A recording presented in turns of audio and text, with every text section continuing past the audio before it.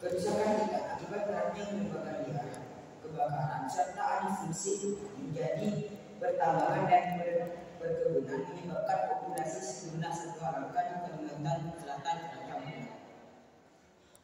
Beberapa satwa langka khas Kalimantan yang terus berkurang dan terancam punah tersebut antara lain uang madu, owa-owa, ikan emas, dan kata.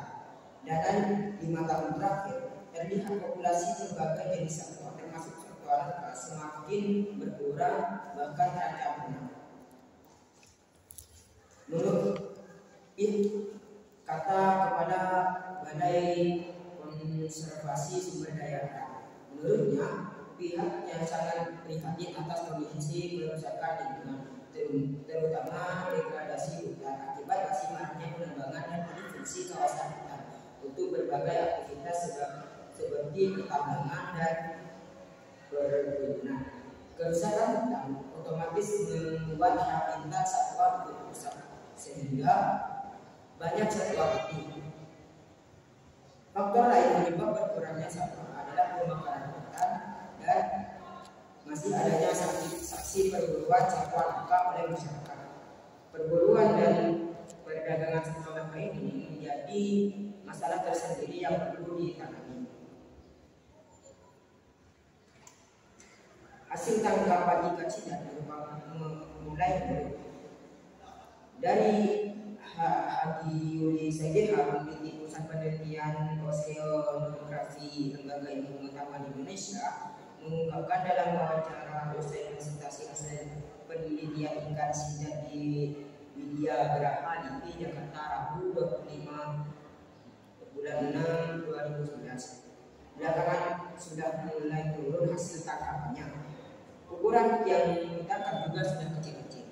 Katanya, menurutnya, penyebabnya adalah pola penangkapan memakai jebakan permanen sehingga tidak satu pun ikan yang bisa lolos dari jebakan. Belakangan sudah mulai menurun hasil tangkapannya. Ukuran yang ditangkap juga sudah kecil-kecil. Hadi juga mengungkapkan bahwa banyak nelayan masih menggunakan jumpadin sidap di muara sungai.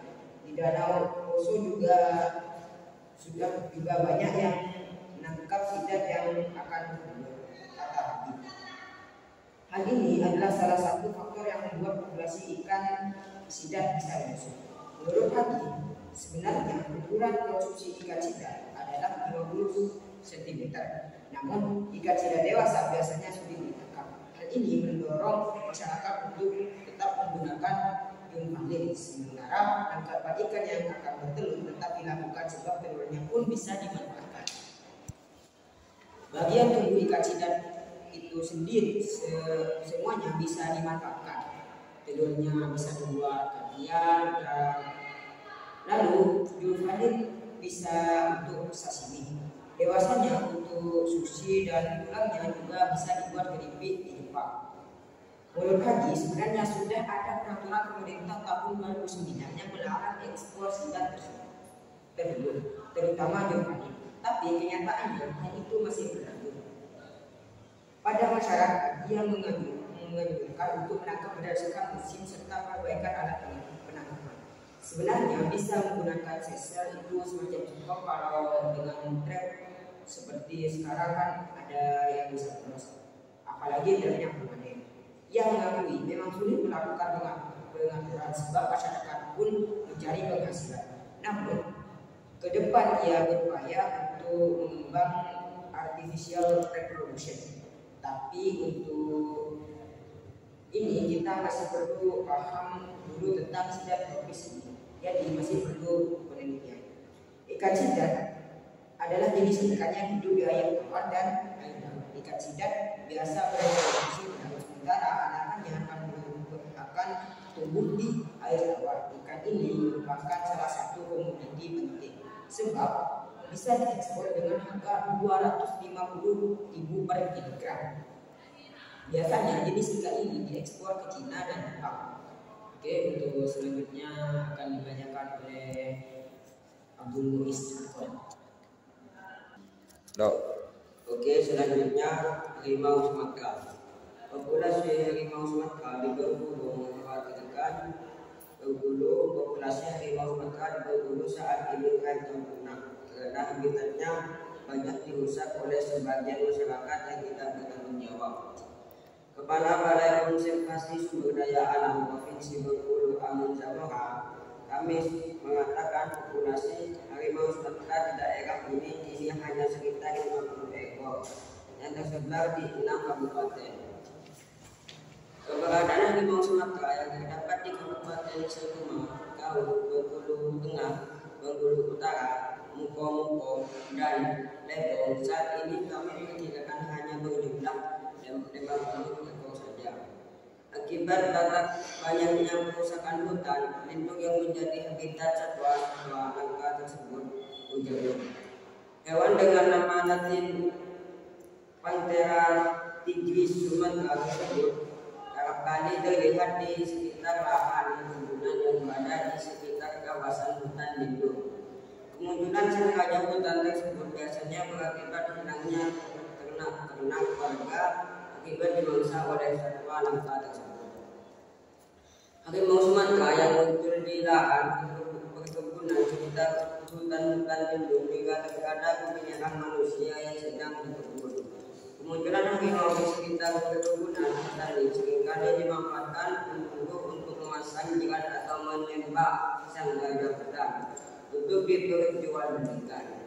Selain warga setempat, pemasangan jalan dan pemburuan harimau Sumatera juga sering dilakukan para pemburu profesional yang datang dari luar provinsi Bengkulu. Katanya, ia menjelaskan salah satu kendala mengatasi perburuan liar terhadap harimau Sumatera di hutan lindung wilayah provinsi Bengkulu adalah terbatasnya jumlah potensi kehutanan. Saat ini polisi kehutanan di setiap kabupaten atau kota sekitar kelurahan bahkan sehingga tidak mampu mengawasi wilayah hutan yang sangat luas. Untuk mengatasi kekurangan kami telah mengusulkan penambahan jumlah tenaga polisi kehutanan ke Kementerian Kehutanan Republik Indonesia agar pengawasan hutan lindung dan khususnya harimau Sumatera bisa dilakukan dengan maksimal, katanya. Yang selanjutnya akan dibacakan oleh Bapak. Oke, yang selanjutnya pelestarian harimau Sumatera mengkhawatirkan. Kepala Balai Konservasi Sumber Daya Alam Bengkulu Monzo Zamora mengatakan pelestarian harimau Sumatera atau Panthera tigris Sumatrae semakin mengkhawatirkan karena ancaman terhadap habitatnya semakin serius. Habitatnya terus terganggu karena penebangan hutan secara liar dan perambahan liar masih marak, katanya. Akibatnya, selama 2011 terdapat 7 laporan konflik antara manusia dengan harimau yang memasuki kebun dan perkampungan warga. Tidak sedikit ternak peliharaan warga yang dimaksa satwa yang terancam punah itu. 7 kasus ini yang dilaporkan resmi ke BKSDA.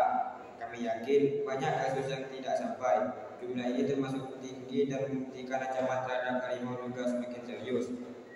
Ia mengatakan 7 kasus tersebut tersebar di 5 kabupaten yakni Seluma, Bengkulu Utara, Muko, Lebong, dan Kaur. Dari 7 kasus tersebut, 6 kasus bisa diselesaikan dengan pengusiran harimau ke dalam hutan. Sementara 1 kasus yakni di Kabupaten Seluma, seekor harimau harus diamankan dan saat ini sudah direlokasi ke Tambling, Provinsi Lampung. Evakuasi adalah jalan terakhir. Kalau masih bisa diusir ke dalam hutan, akan kami upayakan tambahnya. Amun mengatakan tidak hanya perambahan untuk berkebun, tidak sedikit pemukiman warga yang berada dalam kawasan hutan produksi dan hutan lindung. Menurutnya, kondisi ini akan membuat konflik manusia dengan harimau semakin tinggi, sebab manusia yang memasuki habitat satwa tersebut. Data BKSDA menyebutnya dari 45.000 hektar luas kawasan hutan konservasi yang tersebar di 10 kabupaten dan kota daerah itu 70% sudah dirawat. Sejumlah pelaku dalam hutan yang diduga akan berburu satwa harimau Sumatera diambang kepunahan. Medan. Keberadaan harimau Sumatera yang berada di beberapa provinsi Sumatera terancam punah akibat semakin tingginya perambahan hutan yang menjadi habitat hidupnya hewan satwa langka tersebut. Direktur Sumatera Rainforest Institute atau SRI Rashid Asaf Domoran di Medan Minggu mengatakan dewasa ini perambahan hutan makin banyak dilakukan oleh orang-orang yang tidak bertanggung jawab. Saat ini populasi harimau Sumatera atau Panthera tigris sumaterae